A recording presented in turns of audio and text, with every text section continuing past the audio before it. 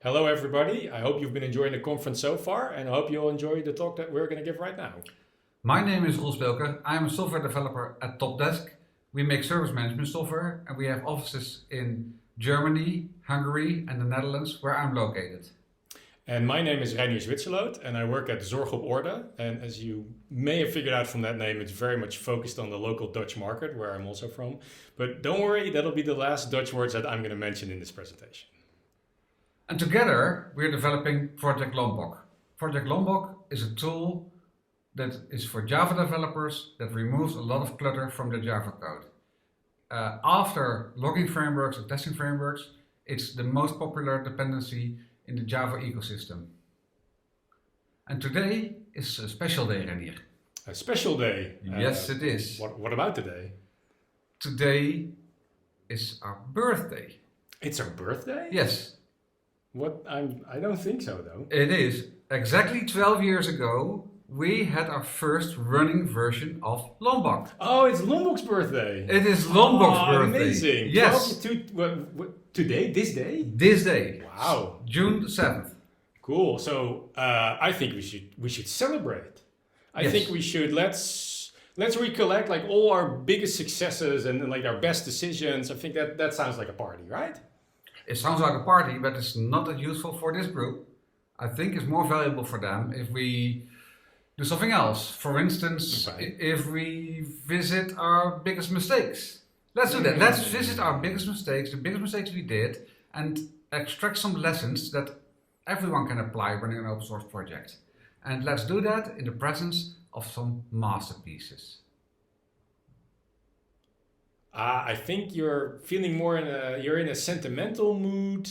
I think I kind of know what you're looking for, Roel, but let me just check if I'm picking up your vibe here. I have a masterpiece for you that I think you'll really appreciate, one that really speaks to your soul. How about this painting? Oh yes, this speaks to my soul, and I get this guy. This is how I feel if I look at our issue tracker. For instance, as you might notice, there are 590 open issues, and 3 of those have been recorded in the last 24 hours. Wow, this guy is really capturing how you feel right now, huh? Yes, it is. The thing is, we have so many bug reports, feature requests, suggestions, and the problem with all these issues is that we also get a lot of duplicates, or we get requests like, when is this issue going to be resolved? So it gets worse, so we have to be ruthless. You know, I remember about 12 years ago, we got our very first bug report, and we celebrated that evening because it meant we had at least one user. So I'm pretty sure we cleaned that one off the logs really, really quickly, but I guess 12 years happened and now we have 590 open issues and you feel in tune with this guy. What happened? We were not ruthless enough. What we should have done is we should have closed the issues, like fix the bugs as soon as possible, or reject feature requests, or ask our users to clarify the bug, to provide a reproduction recipe. Okay. So let's say a user or somebody reports a bug and it pretty seems like there is a bug, but it's not clear how we can reproduce it, then you're saying just, close it. Yes, well... That's pretty ruthless. Yes, but I'm gonna give you 3 options. Option 1 is we have over 1,000 open issues. No, hard pass. Okay, go for option 2 then. We spend all our Thursday evenings chasing vague bug reports. That's not fun. And then we don't ever get to do anything else. No, I don't like that either. Option 3 is be ruthless and trust if there's really a problem, someone from the community will provide us with a good reproduction recipe. I see where you're getting at. Okay, I like it. Be ruthless. Now, I can imagine if as a company you're thinking about open sourcing some of your software, that be ruthless, that doesn't sound like a good idea because presumably one of the reasons you're doing it is because you think it's a good calling card, which is fine too. That's, we went with the ruthless approach, but do make sure that somebody is responsible, and it is very important that you keep those backlogs very, very clean. Also, if as a company you're thinking about how you can help open source projects, if you are going to report a bug, spending some extra time and explaining exactly how you can reproduce it, or maybe even diving into the source code yourself and giving some suggestions as to where you think the problem lies, those are excellent contributions, right? It doesn't count as an actual pull request. That's not necessary. That helps open source developers a lot. Yeah, so the lesson is, if you don't want to spend all your time on maintenance and add value to your users, clean your backlog. Otherwise, you go insane. Okay, that's a good lesson, but that brings me to a different problem we've had. So let's say there's a great bug report with a simple and reproducible test case, so we get right on it and we think we fixed it, though we ask for some feedback from the reporter if it actually works out, right? But while this is going on, while we're fixing the bug, and even after we fix the bug, then 3 more bug reports roll in about the same issue. And sometimes even well after we fixed it, we keep getting bug reports, and that puts pressure on us to release a new version. But if we are waiting around for some feedback to be sure that we did it right, and just the bug reports keep rolling in, that's not good. And eventually we're forced into releasing a new version, but then that might result in more bug reports. So, you know what? I see why you picked this painting for me. It's like a cycle, and the cycle continues. This work really echoes how that can feel. Yes, dit is the Möbius strip by Escher, and possibly this work could also be an inspiration to the solution for your problems. So perhaps the lack of feedback and then the resulting pressure that we feel to release a new version, it's all due to the same problem. A bug fix, that's just a commit. Our users would have to clone the Git repository, build Lombok, integrate that into their project build, and that's the only way they can really test if the fix actually does anything. That's a lot of effort. Therefore, we don't get as much feedback as we'd like. And the only reasonable way we can really, get feedback is to roll out a new full version of Lombok, and that can be a bit drastic. So we need a better release cycle. And eventually we learned this lesson, and we would create at least, build an edge release. That's what we called it. Some other projects call these nightlies, and put that on our website. That helped. But these days, integrating a binary into your build is easier said than done. Therefore, now we have our own little Maven repository, which is the standard way that Java projects get dependencies. And all that our users now need to do is set up their Maven to also hook into our repository, and then they just need to say, I want the edge release, and that's all they need to do. So if I get it right, the mistake we made is we made it too hard for our users to test our work in progress. Exactly. And the lesson is to make it easy for your users to give feedback as soon as possible, release your snapshots. Oh, what a nice painting. I see a lot of people. Looks like a party. Wait, are those our GitHub users? Reinier, this reminds me. I just got the perfect pull request. It was so great. It had a good description of what they wanted to achieve. They had implementation in all possible platforms. They had tests. It was great. Did they have documentation as well? Yeah.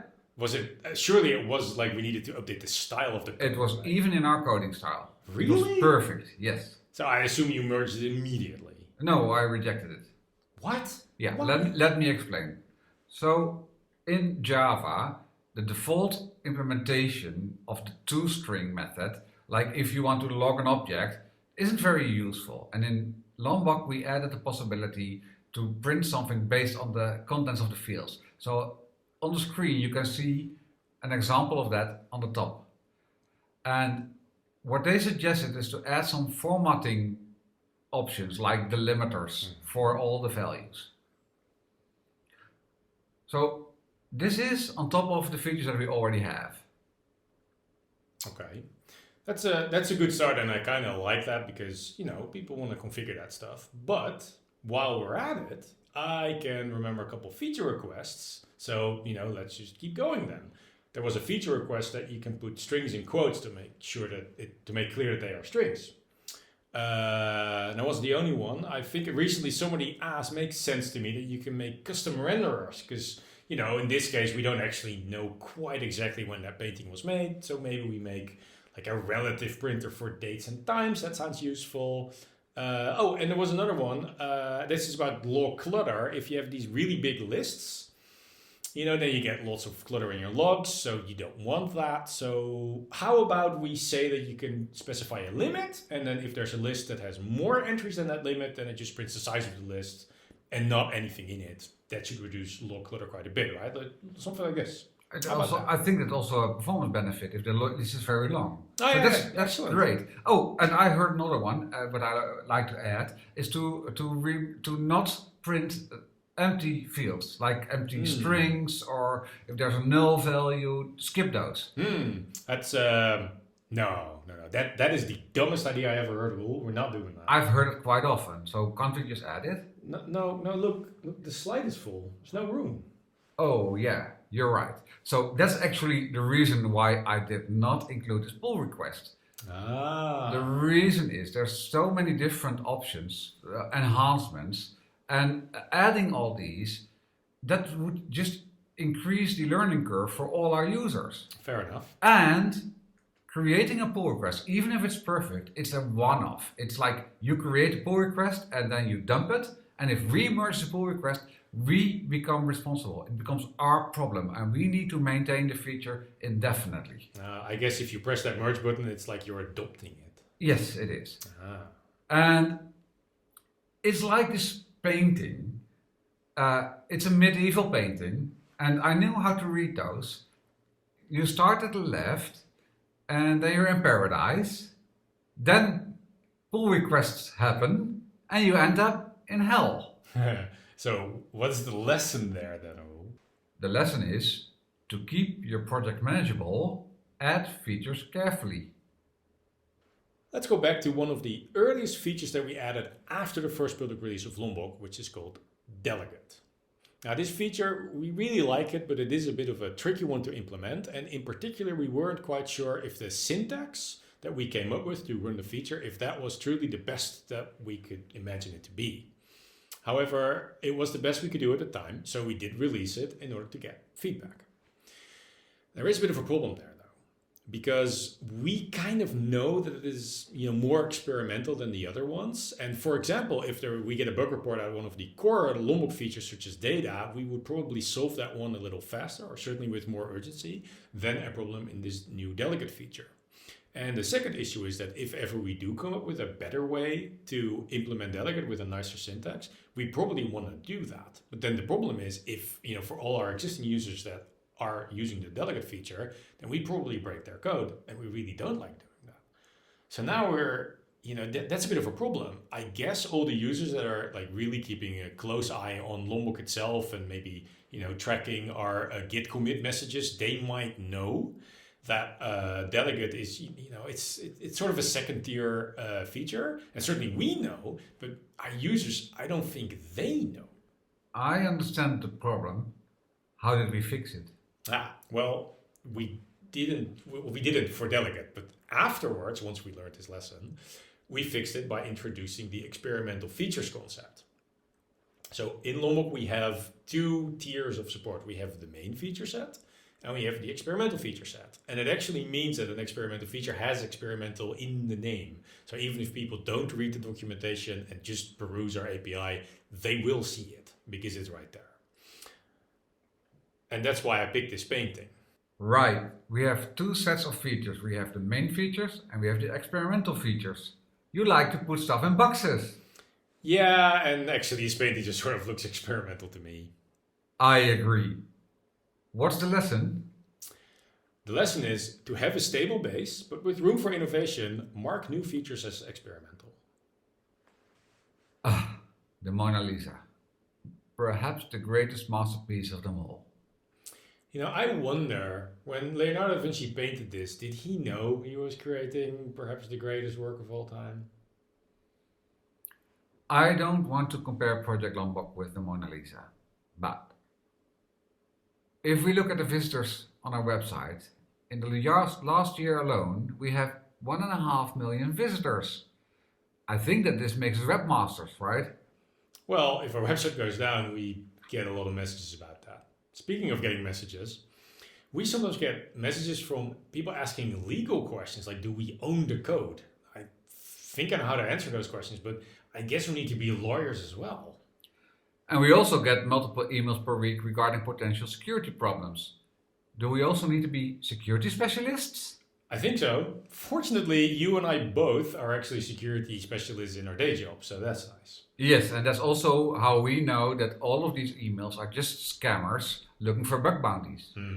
When Reinier and I started Project Lombok, we wanted to program new features. We did not anticipate we also needed to be lawyers, security specialists, and webmasters. Nowadays, Tidelift can help open source maintainers to professionalize a bit and to take care of some of these surprises. So what's the lesson then, Roel? Can you summarize it for me? Yes, the lesson is to prevent nasty surprises, prepare for success. Speaking of successful projects, one side effect is that we get lots of offers to contribute. We get pull requests for features and for bug fixes or even performance optimizations. Love those. We get offers to update the website. And we also get lots of offers of generally we want to help, but then they ask us how to do so. Now this all sounds great, but it is a little harder than you might think. See, the problem is at the end of the day, the maintenance burden lies with us, as do the responsibilities for Project Lombok itself. Remember, if you press that merge button on a pull request, you are adopting it because you're on the hook for maintaining it. Now, one of the responsibilities we also have is to make sure everything is in order legally, as we said. Now, for example, the Eclipse Foundation wanted to use Lombok for some of their projects, but they had some legal concerns about our license. Our license is an MIT-style open source project. So they asked us, can we vouch for the compliance to this license? And I don't really know how to answer that question, or at least I didn't when they asked. See, the problem is we do have some third-party contributions that we merged into the Project Lombok source code. And how can I vouch for somebody that I've never met and that we do not have a contract with? Well, to solve that problem, I looked at how another open source project solved it. I contacted the lead maintainer of Google's Guava library and I asked him 2 questions.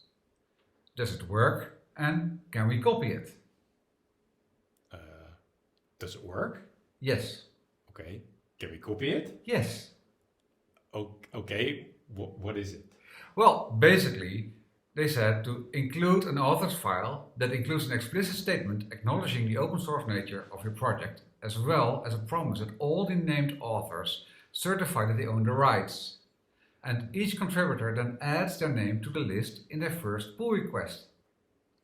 Speaking of names, Roel, do you know what this painting is called? The Night Watch. Well, almost. It's actually called The Shooting Company of Frans Banning-Kok and Willem van Ruitenburg.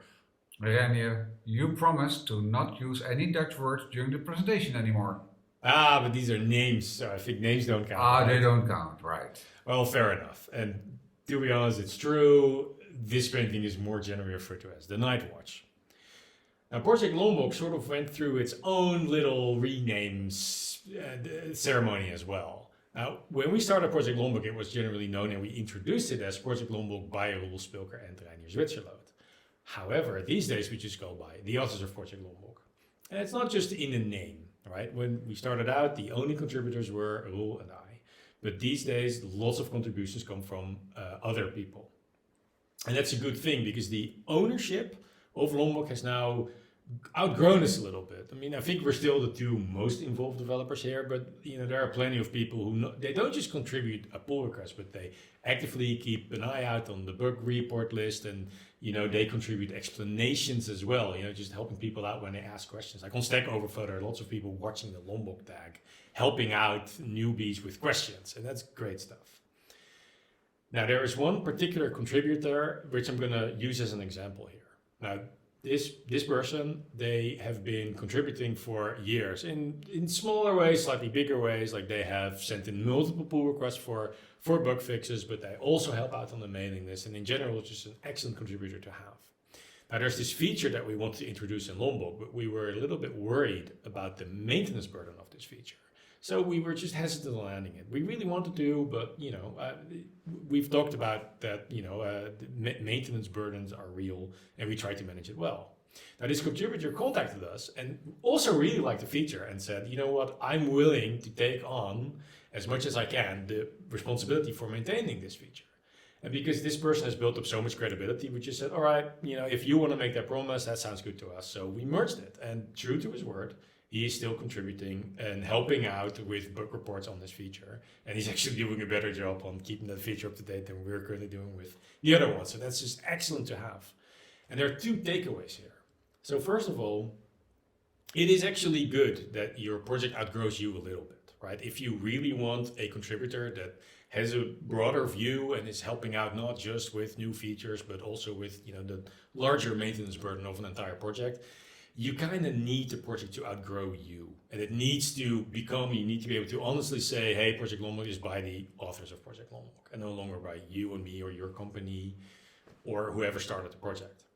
And the second takeaway is if you as a company or as an individual, you want that say, you want the ability to sort of have an effect on where an open source project is going to go, then get in there, get your hands dirty, start contributing. Trust me, open source developers will know that you're helping out and they'll take you way more seriously and will trust you a lot more if you've already shown that you care about the project. So, Reinier, great takeaways. Can you summarize a lesson? Oh, absolutely. So the lesson is to get help from others while preventing legal issues, manage your contributors. Talking about contributions, let's talk about finance. The Kiss by Gustav Klimt. I think I know what you're on about here. I see lots of gold. It's all about the money. No, it's about appreciation, affection. It's about love.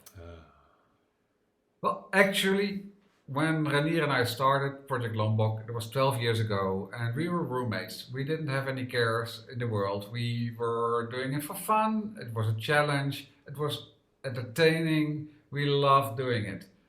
Situation has changed. I'm married. Reinier is a girlfriend, and every now and then I would like to take my wife out for dinner, courtesy of Project Lombok.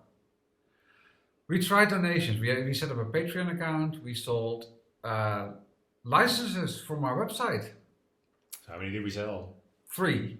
I hope to some big companies. Well, the biggest was 6. That's not really 6 developers. So Okay. no, we couldn't even pay for the hosting in our website using the Patreon and the licenses. I think I have an explanation for that though. Yeah? Do you mind if I use your employer as an example? You want to use TopDesk as an example? Yeah, go ahead. So it's help desk software, right? Yeah. So take all you guys have open source, you use open source, so take all the open source projects that you depend on, Yeah. toss them in the pot. Yeah. And then add those projects use open source tooling as well. They have dependencies, also open source, so toss them in. Yeah. How many are in there? 500? 500. What happens if one of these is no longer maintained or sort of dies? That's costly to TopDesk, right? We would have a big problem. I see. Therefore, you've set up a donation stream or a licensing scheme or something for all of these 500 projects, right? No. No. Okay. Well, did you solve this problem? And what do you do then? Well, at TopDesk we have a saying, we don't depend on miracles, we rely on them. But I kind of get it though, because if you set up let's say, a yearly subscription model for all of these 500 dependencies, you're renewing 2 a day. It's a full-time job just to manage all this stuff. That's hard to do. Yes, it is. And that's why I really like the offering of Tidelift. They take care of all your dependencies for you. You only pay Tidelift and they make sure that those dependencies get paid. And that's part of the reason why we're one of the Tidelift projects right now. Roel, can you summarize the lesson for me? The lesson is to make sure you can keep maintaining your project, don't depend on donations. Well, folks, we're getting to the end of our presentation. I think it's time for a recap.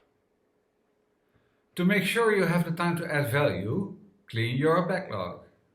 To make it easy for your users to give early feedback, release your snapshots. To keep your project manageable, add features carefully. To have a stable base with room for innovation, mark new features as experimental. To prevent nasty surprises, prepare for success. To get help from others while preventing legal issues, manage your contributors. To make sure you can keep maintaining your project, don't depend on donations. Reinier, I think we've created a masterpiece ourselves. Let's see. Clean your backlog and release your snapshots. Add features carefully and mark them as experimental. Prepare for success, manage your contributors, and don't depend on donations. Thank you for listening, and we'll take any questions now.